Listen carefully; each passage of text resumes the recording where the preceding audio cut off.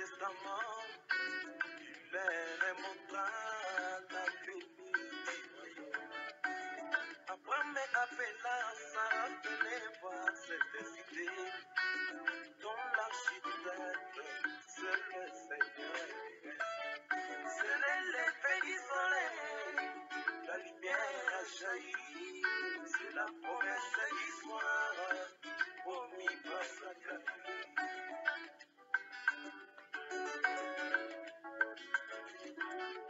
Jésus avec tous les saints de l'Ancien Testament, il leur montra la venue du royaume.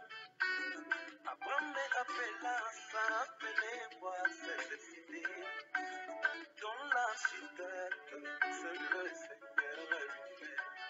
C'est l'effet du soleil, la lumière a jailli, c'est la promesse du soir, promis par Zacharie.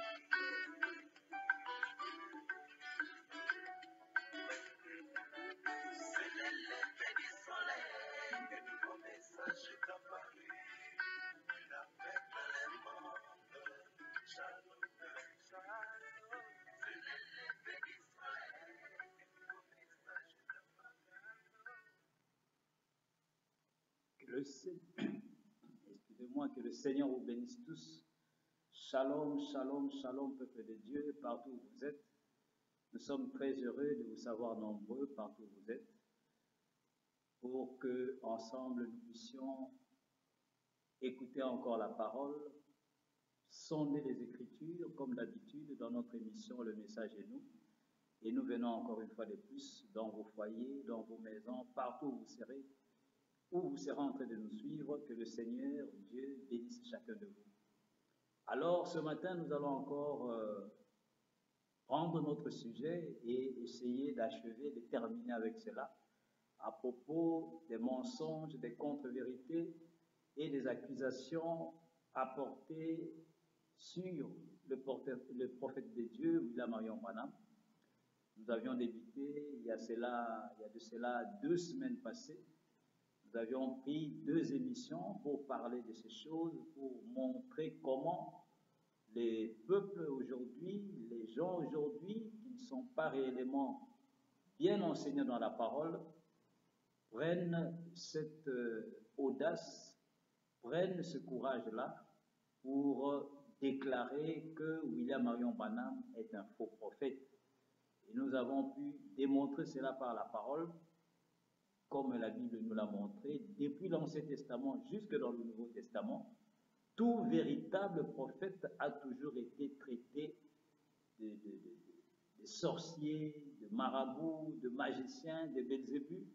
Et quand le Seigneur lui-même est venu en son jour sous la forme d'un prophète, fils de l'homme Jésus-Christ, il a été traité de la même manière. Donc nous voyons, bien aimés, cela n'est pas quelque chose qui doit étonner le peuple, cela n'est pas quelque chose qui doit faire que nombreux ne puissent plus croire la parole de Dieu, mais nous savons que la parole est vraie. Et nous avions pu voir que si un véritable prophète vient sur la terre et qu'il n'est pas taxé de démons, de Satan, il n'est pas un vrai prophète. Parce que les véritables ont toujours été taxés des démons, de Satan, de Belzébuth.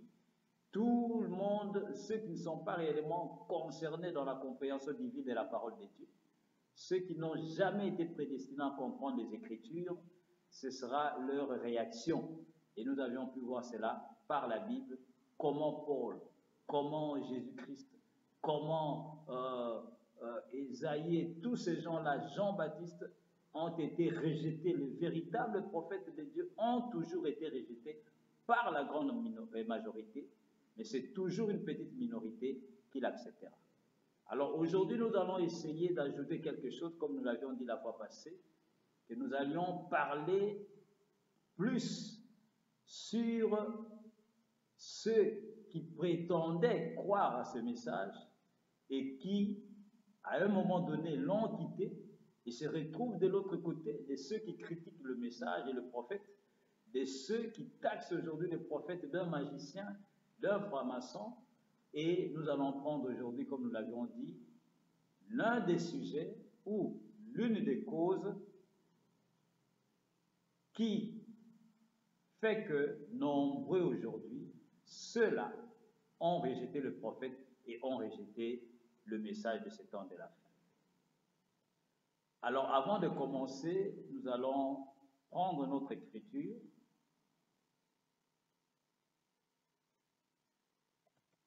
pour que nous puissions avoir une idée de ce que nous avions dit la fois passée. Prenons notre écriture dans le livre de Proverbes, dans l'Ancien Testament. Nous allons lire la parole, premièrement.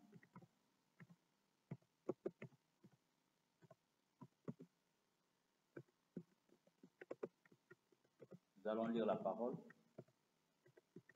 dans le livre de Proverbes. La Bible dit ceci, prenons notre texte de la fois passée, notre texte dans le livre de Proverbes, Proverbe 1, versets 1 à 9. La Bible déclare ceci. Écoutez. Proverbe de Salomon, fils de David, roi d'Israël. Pour connaître la sagesse et l'instruction, pour comprendre les paroles de l'intelligence, pour recevoir des leçons de bon sens, de justice, d'équité et de droiture, pour donner aux simples du discernement, aux jeunes hommes de la connaissance et de la réflexion. Que le sage écoute, et il augmentera son savoir. Et celui qui est intelligent acquérera de l'habileté pour saisir le sens d'un proverbe ou d'une énigme, des paroles de sages et de leurs sentences. La crainte de l'Éternel est le commencement de la science. Les insensés méprisent la sagesse et l'instruction. Écoute, mon fils, l'instruction de ton père et ne rejette pas l'enseignement de ta mère, car c'est une couronne de grâce pour ta tête et une parure pour ton cou. Voilà, bien-aimés, ce que nous avions dit la fois passée. La parole dans le livre de Proverbes, Salomon, cet homme à qui Dieu avait accordé la sagesse pour conduire le peuple d'Israël, en son jour, il a écrit des livres, il a écrit des choses, il a dit des choses dans le livre de Proverbes. Regardez, il nous dit que la parole de Dieu, les Écritures, Dieu nous les donne pour que cela puisse nous enseigner, pour que cela puisse nous accorder la sagesse et l'intelligence, pour que nous puissions réellement comprendre quelle est la pensée de Dieu. Et nous devons sonder les Écritures pour comprendre les Écritures, bien-aimés. On ne comprend pas les Écritures par l'intellect, par son cerveau, par l'université, les études que nous connaissons ici sur la terre, les diplômes, ainsi de suite. Cela n'a rien à voir parce que ce n'est pas par ce chemin-là que Dieu parle à son peuple ou révèle à son peuple la parole. Dieu révèle à son peuple la parole par la révélation divine. Et cela est une grâce, cela est un don de Dieu. Alors, nous allons aujourd'hui, bien-aimés, nous baser plus sur l'un des sujets, parce que j'ai constaté beaucoup de prédicateurs, surtout dans ce message, qui ont quitté le message. Nombreux d'entre eux ont dit que la nuée de gloire qui est apparue pendant le ministère de William Marion Branham, cette nuée-là n'était pas apparue sur lui, William Marion Branham, comme il avait dit. Et la nuée, ce n'était pas non plus une apparition divine, mais c'était plutôt un avion qui a laissé des nuages là au-dessus du désert de Flagstaff aux États-Unis en Arizona. Et c'est l'une des raisons pour nombreux, surtout les prédicateurs qui ont prêché ces messages pendant des années.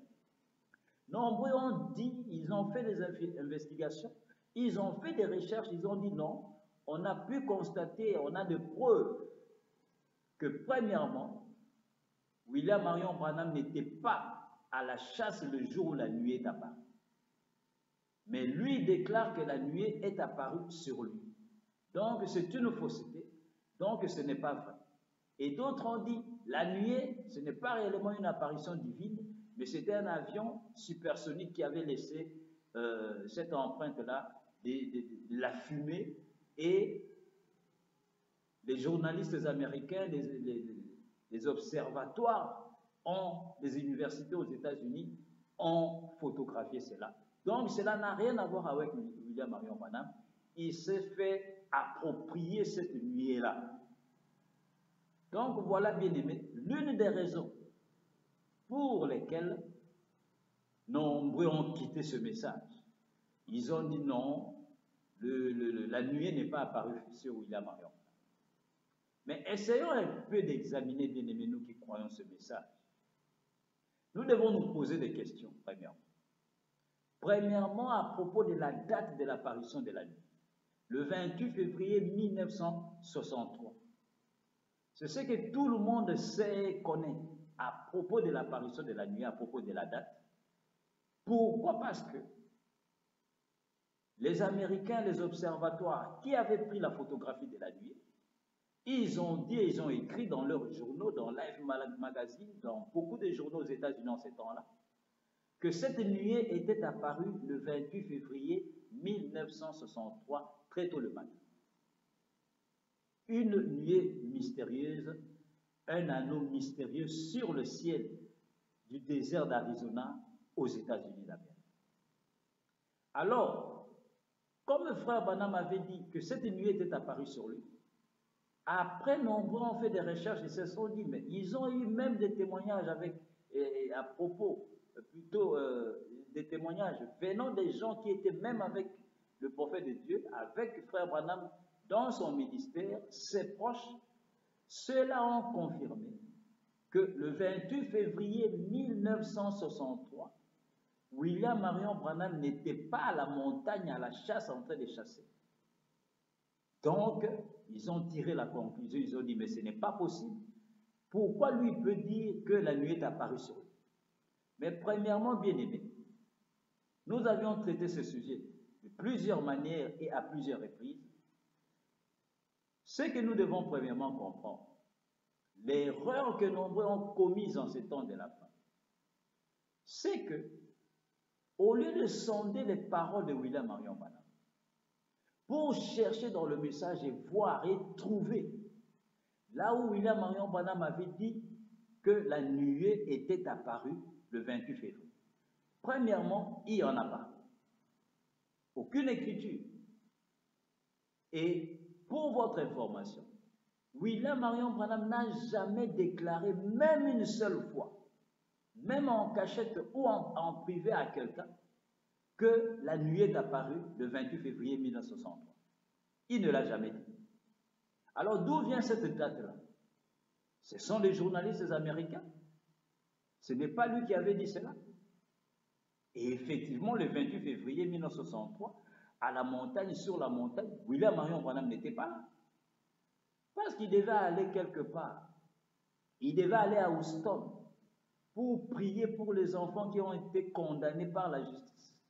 Il était appelé là-bas pour aller prier. Et c'était pendant cette date-là, pendant ces jours-là. Le 28 février, passé là-bas, lui, il était là-bas. Il n'était pas à la chasse, c'est vrai. Mais pour aller, au lieu d'aller plus profondément dans l'investigation, dans la recherche pour connaître la vérité, certains se sont mis à imaginer des choses. Certains ont tiré promptement des conclusions disant, voilà, or, comme on a mis de preuves que William Marion Branham n'était pas à la chasse le 28 février 1963, il était ailleurs, et que la nuée est apparue le 28 février 1963. Donc, William Marion Branham a menti, la nuée n'est pas apparue sur lui. Mais qui a donné la date du 28 février 1963? Ce n'est pas lui. Il n'a jamais dit cela. Ce sont les journalistes qui ont dit cela. Mais quand nous sondons les Écritures, bien aimés, nous sondons le message de William Marion Branham, nous remarquons que lui-même nous a donné une date. Et nous vous posons la question. Le prophète qui est la parole, qui est le porte-parole de Dieu, le prophète qui apporte la parole de Dieu, et les scientifiques, qui allez-vous croire? Au temps de Noé, il y avait eu des scientifiques. Quand Noé a dit il va pleuvoir, les scientifiques ont dit il n'y a pas d'eau là-haut. C'est impossible qu'il pleuve. Pourquoi? Parce que la pluie n'est jamais tombée depuis que le monde est monde. Dieu n'a jamais fait sortir l'eau du ciel. Ça n'existait pas. Ainsi, Noé est venu avec un message qui semblait être tout à fait contraire à la nature. Mais Noé avait dit, Dieu m'avait dit. Et Dieu avait accompli ça. Ainsi, bien-aimé dans le Seigneur, William Marion Branham n'a jamais prononcé la date du 28 février 1963. Même lorsque les journaux ont publié cela, il n'a jamais confirmé que c'était à cette date-là. Parce qu'il savait qu'à cette date-là, lui n'était pas là à la montagne. Il était à Houston. Il n'était pas là à la montagne.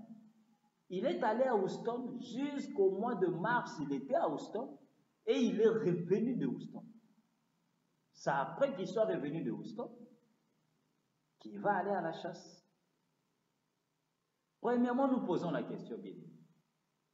Cette nuée qui était apparue, est-ce que William Marion Branham ne l'avait pas vue à l'avance avant que ça n'apparaisse? Avant que cela n'apparaisse. William Marion Branham est venu le 22 décembre prêcher cela dans la prédication, Messieurs, c'est le signe de la fin. 22 décembre 1962, frère Branham vient, il dit, j'ai reçu une vision. J'ai vu les anges de Dieu descendre. Et cela formait une pyramide. Et il dit, faites attention, quelque chose va arriver.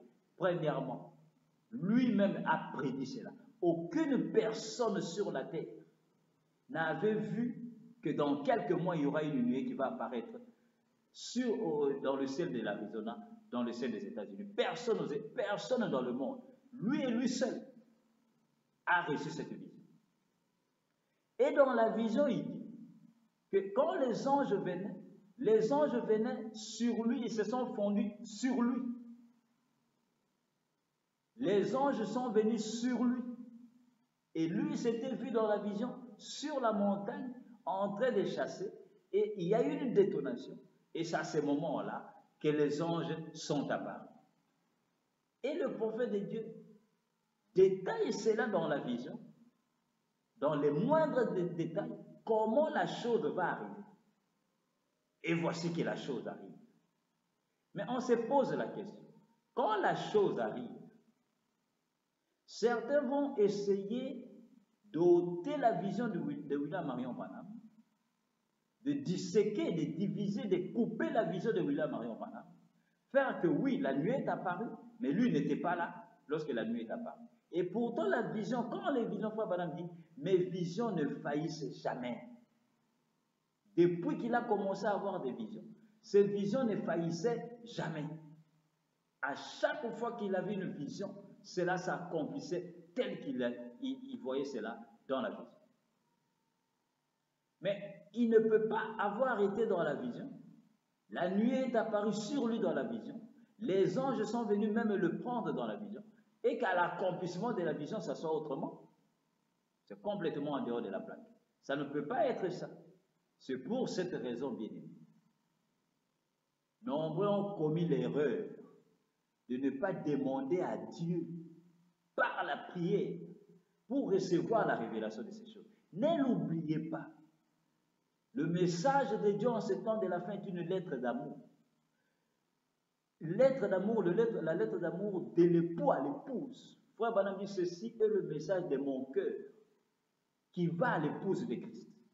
Et le message, la lettre de Christ à l'épouse, c'est une lettre codée. C'est une lettre écrite en énigme. C'est une lettre écrite en mystère. Pour que n'importe qui ne puisse pas venir et s'en accaparer et comprendre. C'est pourquoi Jésus, en son jour, avait glorifié le Père. Il dit, Père, je te remercie, je te glorifie, Je sais que tu as caché ces choses aux sages et aux intelligents, mais que tu les as révélées aux enfants qui veulent apprendre. Bien-aimé, le message n'est pas destiné à tout le monde. Le message n'est pas destiné à tous. C'est juste pour une catégorie de gens. Ainsi, sachez-le. Quand vous dites que Frère Branham n'était pas à la nuée le 28 février 1963, vous avez raison complètement. Parce que la nuée n'est pas apparue le 28 février. Et quand vous dites que la nuée est apparue le 28 février 1963, c'est ça votre erreur. C'est là que vous tombez dans le piège du diable qui vous a donné la date du 28 février 1963 parce que William Marion Branham ne l'a jamais prononcé. Ce sont des hommes. Ils ont pris du temps et le diable est venu les séduire. Life Magazine a publié la photo de la nuée exactement le 17 mai. Pourquoi ils ont attendu depuis février, mars, avril, mai, 3 mois pour diffuser cet article-là, cette photo-là dans leur magazine? 28 février. Après 28 février, le mois de mars passe et le 17 mai, ils vont venir publier cela. Pourquoi? Pourquoi ne l'ont-ils pas fait avant? Vous voyez cela, bien-aimé.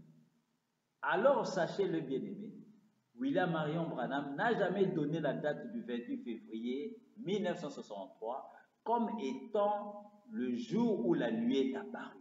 Mais nous allons l'écouter lui-même le concerner. C'est lui qui nous avait premièrement prédit que la nuée allait apparaître. Dans la prédication, messieurs, c'est le signe de la fin. Dans la prédication, l'opprobre, à cause de sa parole, Frère Branham relate quelques 3 mois avant la vision de l'apparition des anges, qui est la vision de l'apparition de la nuée. En détail. Comment l'avait-il su? Comment savait-il qu'il y aurait une nuée qui allait apparaître? Et il vous dit que dans la nuée qui allait apparaître, lui sera là parce que ces anges-là viendront pour le visiter. Et maintenant, quand cela arrive, se manifeste, certains disent non, il n'était pas là. Vous voyez, bien aimé? Alors nous allons vous lire, peut-être que vous ne le savez pas, nous allons vous lire la date exacte de l'apparition de la nuée, la date qui a été prononcée par William Marion Branham, et ce jour-là, il était à la chasse, allait faire des investigations. Ces jours-là, il était sur la montagne. Alors, nous prenons ceci, bien aimé, pour ne pas prendre beaucoup de votre temps. Nous terminons par là. Nous clôturons cette série d'émissions parlant à propos des mensonges, des contre-vérités, des accusations perverses, sans fondement biblique, sur l'homme William Marion Branham et son message, par certains esprits qui n'arrivent pas à sonder les Écritures et à recevoir la révélation divine venant de Dieu, mais ils sont aujourd'hui complètement animés par un esprit d'égarement, un esprit de critique sans fondement biblique pour renier, dénier, apporter l'opprobre sur le prophète de Dieu et son message. Mais comme nous l'avions dit la fois passée, personne ne pourra arrêter ce message car celui-ci vient de Dieu. Et tout véritable message de Dieu, et tout véritable messager de Dieu ont toujours été, martyrisés, ont toujours été rejetés, ont toujours été traités de fous, de satanistes, des occultistes. Jésus lui-même l'a été, et Jésus que vous adorez aujourd'hui, vous glorifiez aujourd'hui, les gens qui l'ont vu l'ont appelé Belzébul, prince des démons. Tu chasses les esprits par un mauvais esprit. Et aujourd'hui, de la même manière, parce que Jésus avait promis qu'au temps de la fin, les mêmes esprits vont revenir et vont dire même à mes serviteurs la même chose. Prenons, je vais reprendre une écriture que nous avions lue la fois passée, bien aimé, avant que je ne prenne la date, la véritable date exacte de l'apparition de la nuée. Écoutez.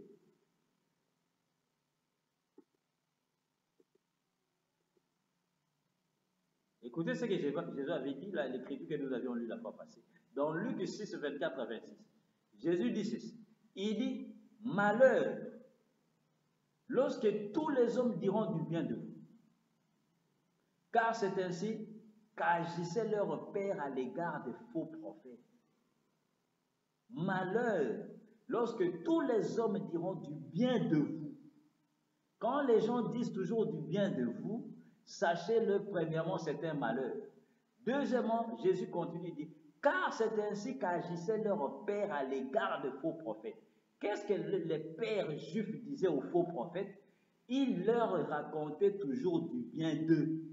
Ils disaient toujours du bien d'eux. Et aujourd'hui, si vous voyez des prophètes sur lesquels on dit toujours du bien d'eux, premièrement, ce sont des faux prophètes. Et malheur à eux et malheur à ceux même qui disent ça. Parce qu'un véritable prophète doit être persécuté.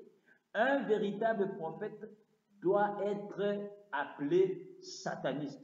C'est pourquoi Paul en son jour a été traité d'hérétique. Et Paul a dit, la manière dont vous dites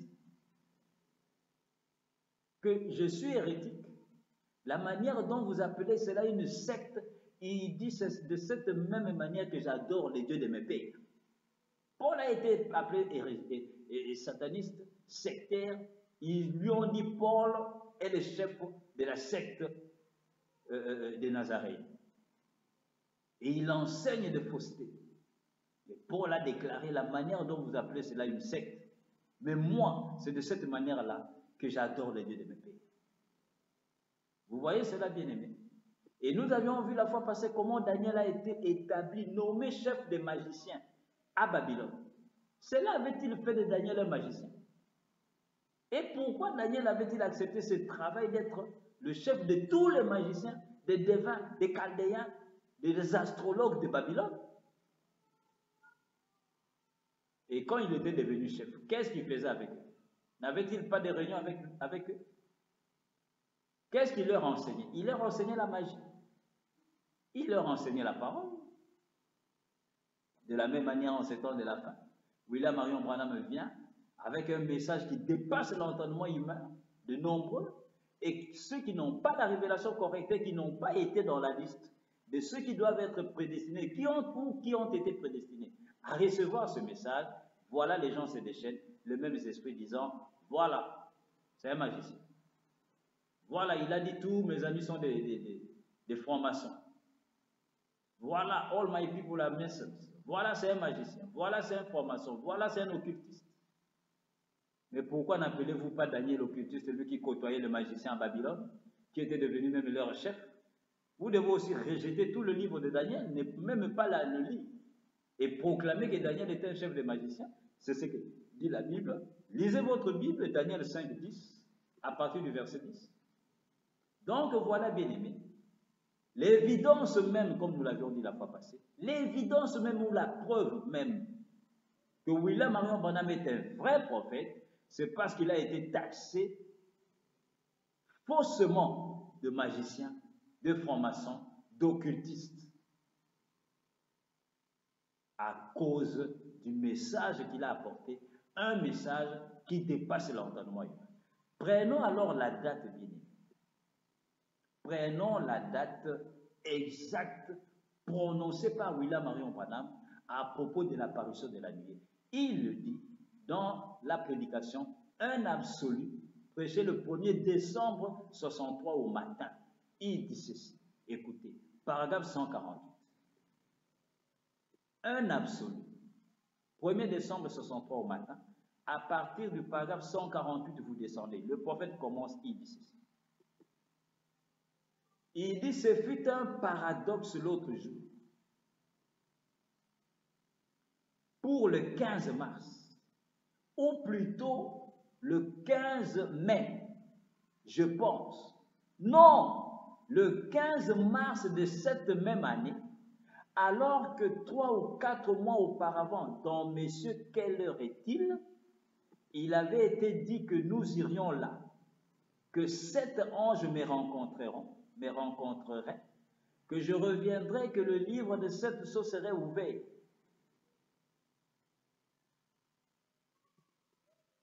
Et je me tenais là avec frère Sotoman, qui vient de dire Amen, là. Je me tenais là à ses côtés. Eh bien, je lui avais dit, il y aurait un bruit qui va secouer la contrée. Et j'avais dit, cela aura lieu. C'est ainsi dit le Seigneur. C'est sur des bandes et des bandes, depuis Phénix jusque-là. C'est ainsi dit le Seigneur. Un jour, je me tenais là, en train d'enlever de mon pantalon des gratterons ou un petit gloutéron, comme ça à la. 7 anges apparurent soudainement du ciel et secouèrent cet endroit au point que des pierres de 50 ou 60 livres, 23 à 27 kilos, dégringolèrent du flanc de la colline. 7 anges se tenaient là. Ils m'ont commissionné de retourner apporter ces messages, disant qu'ils me rencontreraient l'un après l'autre pour me dire ce qui y est arrivé. Et c'est arrivé exactement comme ça.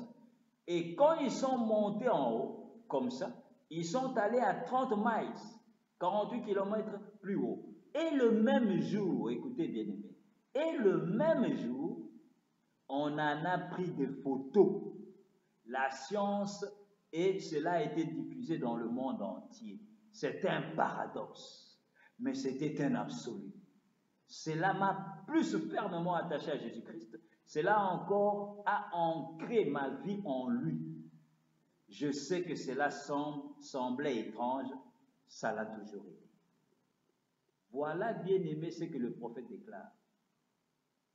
La nuit est apparue le 15 mars 1963 et non le 28 février 1963, comme l'a dit le monde, comme l'a dit Satan avec ses acolytes, les journalistes américains, pour embrouiller le peuple de Dieu, afin de venir un jour dire aux gens, voilà, le 28 février, William Marion Branham n'était pas là sur la montagne, il y a toutes les preuves, donc la nuée n'est pas apparue sur lui, donc il est un faux prophète. Mais Dieu savait.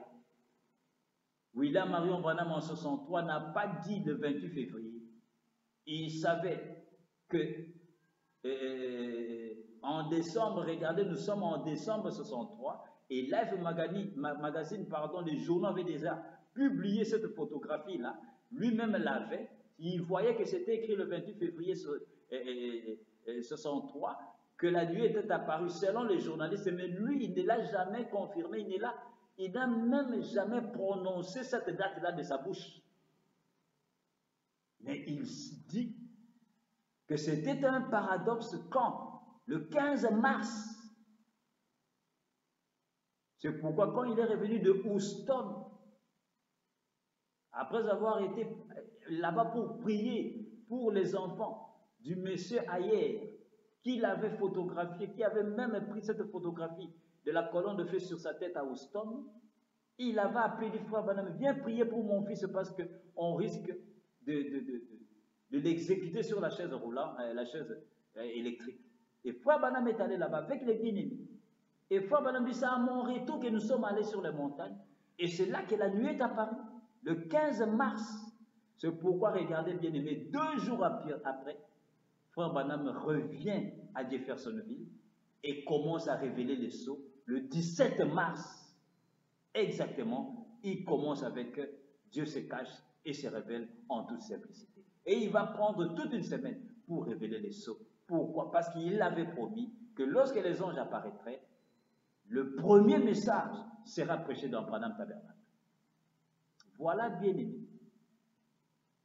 Nous voyons que le diable a séduit nombreux en ces temps de la fin, qui viennent et qui trouvent des erreurs dans le message de William Marion Branham, qui sont au premier pour trouver des erreurs. Mais sachez-le, lui-même l'avait dit en son jour, il dit, si vous cherchez des erreurs dans ce message, le diable vous montrera tout plein. Et c'est ce qui est arrivé, malheureusement, à nombreux bien-aimés parmi nous sur cette surface de la terre. Mais Dieu ne manque pas de témoins. Nous rendons gloire au Seigneur pour ceux qui continuent en ces temps de la fin de croire à ce précieux message que Dieu nous a accordé et à le défendre jusqu'au suffrage suprême, jusqu'à ce que nous allons quitter cette terre. Ainsi, bien-aimés dans le Seigneur, voilà ce que nous avions voulu apporter ce matin, éclairer l'opinion publique, éclairer le peuple de Dieu, pour que nous puissions savoir que Les accusations faites sur Frère Branham en ce temps de la fin, ce sont des mensonges, des contre-vérités qui sont donnés par des esprits séducteurs qui veulent amener les gens à renier complètement la vérité que Dieu a proclamée en ce temps de la fin. Ainsi, bien-aimés, par la grâce du Seigneur, nous allons encore, dans les jours qui viennent, prendre un sujet qui est celui de la sémence du serpent. Cela veut dire, nous allons parler de Ève et du serpent pour voir qu'est-ce qui s'est passé, parce que c'est encore l'un des sujets qui fait polémique et qui fait que nombreux rejettent William Marion Branham, disant qu'il a apporté de fausses révélations parce qu'il a dit que Ève était allée avec le serpent et ils ont eu un fils appelé Caïn. Nous allons aller dans les détails avec les Écritures, avec la Bible, pour voir si William Marion Branham avait tort ou il avait raison.